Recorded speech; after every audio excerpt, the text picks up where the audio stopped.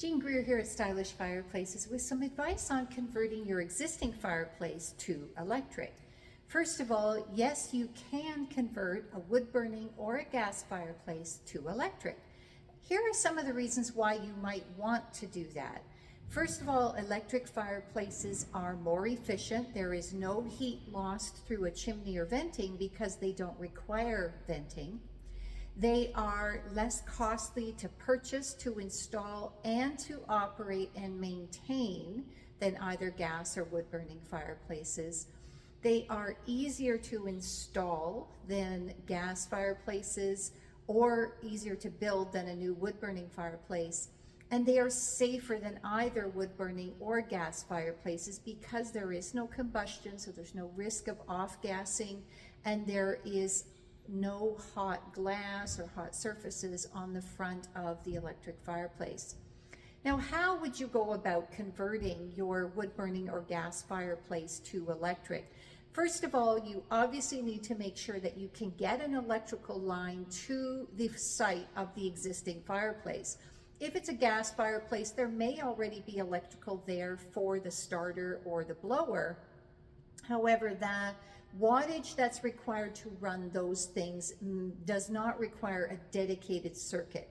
An electric fireplace which has a heater in it will require a dedicated circuit ideally, and usually 120 volts, although sometimes it can be connected to 240 volts. So step one is make sure you can get the electrical that you need to the existing fireplace. Then you need to decide if you're going to work with the existing opening. So if it's a wood-burning fireplace, there's a squarish opening there. Are you going to put something in that opening?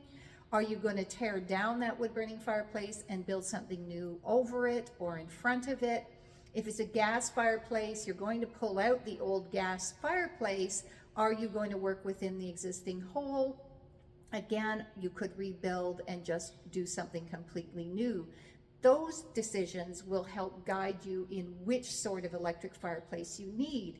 If you're starting from scratch and building a whole new fireplace over the old one, you could do something linear, long, lean, shallow, that sort of thing.